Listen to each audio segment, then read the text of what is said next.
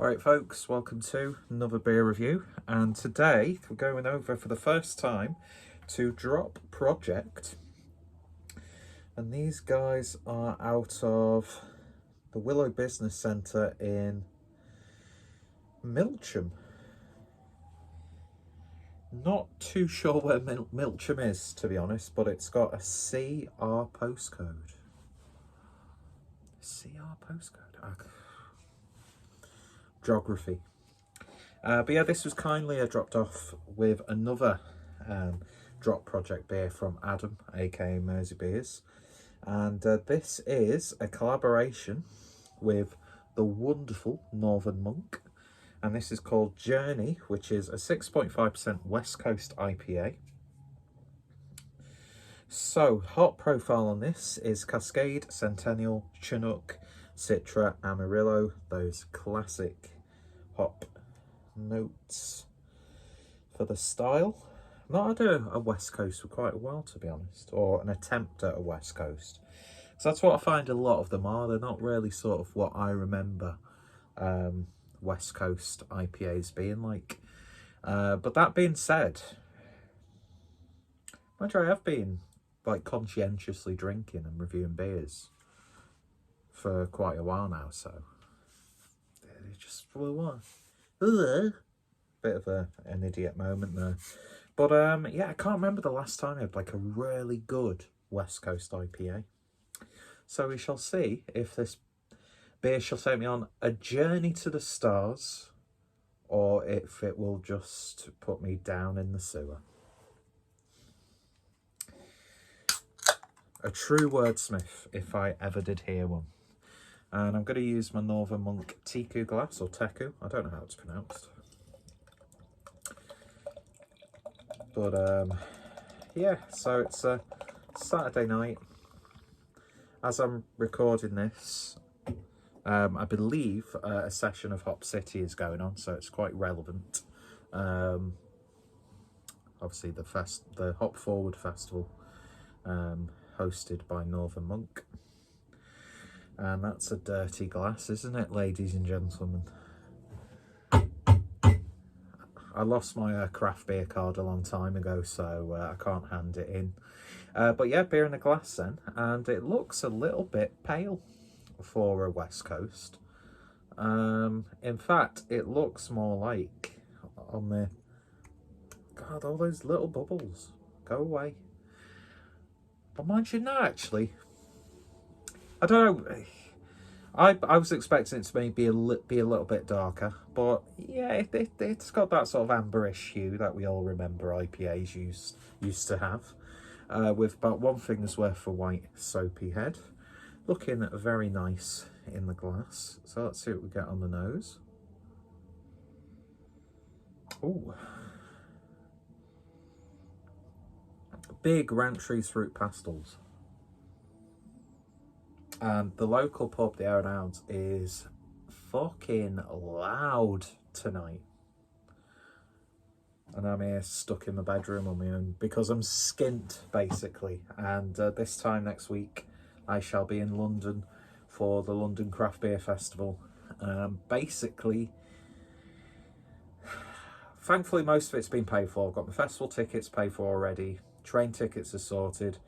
I've used my card to put, to secure the hotel. Fortunately, I don't have money in that account, so I'm going to have to see if they'll let me use a credit card to do it. Yeah, I actually, for the purpose of being able to spend time in London for a long weekend, I had to get a credit card. Luckily, it's only a week before I get paid, is the festival, so I can at least get some of it paid back off. But I hate the fact that I've had to take out a credit card just so I could have a drink. But it's going to be great being in London, and it's going to be great meeting up with the people who I love and care about, my beer brothers. And maybe a few people who I've not met before, who I've been talking to and that sort of stuff. We shall see. But I know for a fact, with my stupid head, the fact that I'm using a credit card will really get to me. So I might cry on the last session But I'm looking forward to the Sunday. What the fuck am I talking about London Craft Beer Festival and credit cards for? I don't know. But yeah, anyway, back to the beer. It's got a little bit of like lemon scented sort of dish soap. What do you call it that you wash your dishes with? It's just gone, but then again, there's a little bit of a resiny sweetness there. So it's very citrusy, as you would expect from all the hops that have been used in this. And it smells really, really nice.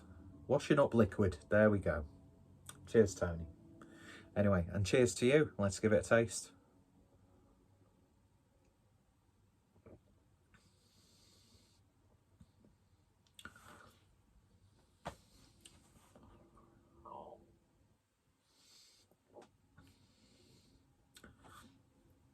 It's not bad. Good example of a West Coast IPA. It's getting there. It's a good attempt, I would say. There's an almost abrasive bitterness throughout, which you kind of expect. There's a very subtle sweetness to it. I think it's because I've been conditioned with modern IPAs pales to have like really sweet, juicy sort of characters that hide ABV perfectly. But I always find with West Coast sort of style IPAs, even though it's not a heavy ABV at all, it's got a little bit more of like an abrasiveness and presence in that regard. It's not a soft and gentle IPA by any stretch. They're like, the hop flavours don't seem to last long. That's what I would say. And they sort of like go to that hop bitterness really quite quickly, and it builds up on the back end. Sort of like a grapefruit bitterness without too much of like a grapefruit-like flavour, if that makes any monicum of sense at all.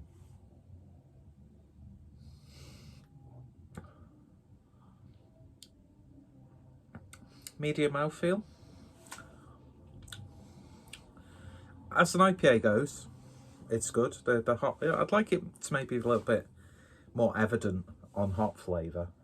But then again, that's just, I don't know.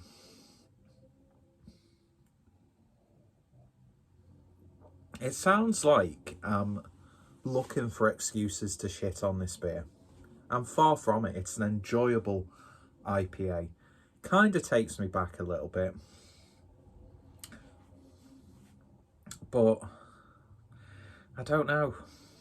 Maybe we've come to that point where we've got this like overly romantic sort of memory of what we remember West Coast IPAs, you know, like the big boys that from like Stone and who else could we say? Stone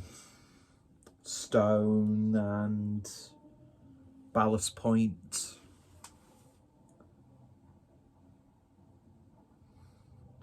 Yeah, those like Americana sort of craft. I'm going to enjoy the rest of it, I really am, but it's not really exciting me too much. But then again, I don't think that's a really fair sort of, it's hard. I think because we drink a certain sort of way of brewing an IPA nowadays, it's a good palate refresher, definitely. It's definitely got, speaking of refreshers, the sweet, it's got that sort of like sherbety tang to it. There's an ever so slight sort of like dank, resiny character there. So it does have those flavours that you would expect from a West Coast, but I don't know, it's just a little bit... It's piffy without the flavour, if that makes sense. But it's still a flavoursome IPA. and it's not bad. It's not bad at all.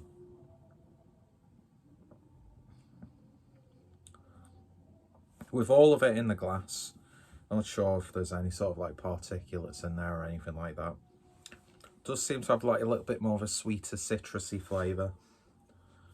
But yeah, not bad. It's a modest attempt at a West Coast. And it's just a nicely brewed IPA, fundamentally. But it's not blowing me away by any stretch. And you feel like you want to take your time a little bit more. I'd say you probably want to take your time a little bit more with a 6.5% sort of West Coast than you would with one of these uber easy drinking, fruity, like soft, pillowy, like East Coast IPAs. Because they are vastly different. There's a nice maltiness to this that I do like. It's got a crisp, biscuity breadiness. But I'm kind of expecting more from that medley of hops. But it's not bad at all. And I don't want to come across like I'm shitting on this beer, because it's a quality beer.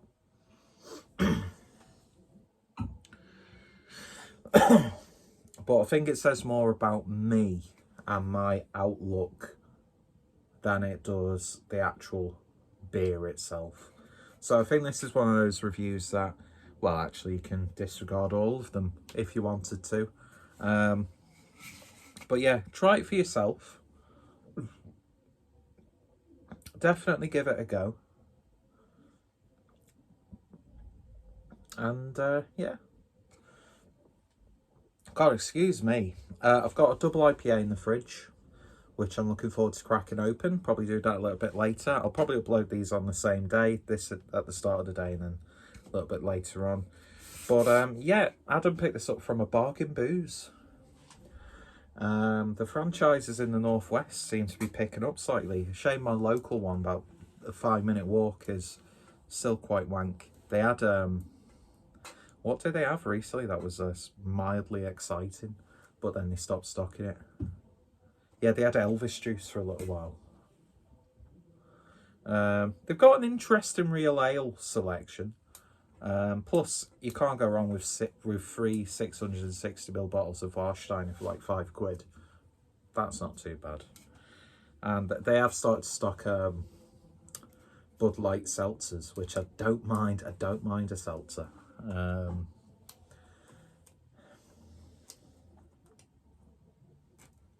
Can we get White Claw here in the UK?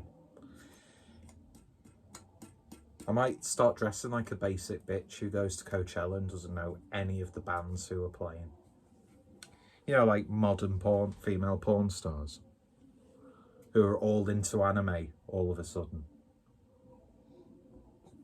But it gets fucking sad, lonely, degenerate simps to cough up cash on OnlyFans, I guess. Anyway, not that I've ever been in a situation like that before. But yeah. Big Drop, Northern Monk made an OnlyFans reference in a beer review. Journey, I took you on a journey this time. Yeah, not bad at all. I wouldn't say no to another couple of cans of this. But yeah, it's just, it falls into that trap of like the modern taste buds having a look at a West Coast style IPA. And it is a hard style to really nail down. But you do get that sort of like nostalgia from it, I suppose. But yeah, looking forward to trying the double IPA and looking forward to trying more. And yeah, go check out both Big Drop and Big Drop. Drop Project. I think Big Drop are the ones who for some reason just specialise in non-alcohol beers. What a waste of hops and malt that is. No, fair dues, it's another option for people. I get it. Don't come after me in droves. I just find non-alcoholic beers are like wearing a condom. Just takes the fun out of it. Anyway, I am a fucking disgrace of a human being. But yeah, thank you for watching. Go check out both breweries down below, and look out a little bit later on today for the double IPA. If you tried this, let me know your thoughts, opinions down below. If you've tried anything else from Big Drop, I keep calling them Big Drop because I'm a knobhead, Drop Project, then let me know some recommendations in the comments down below.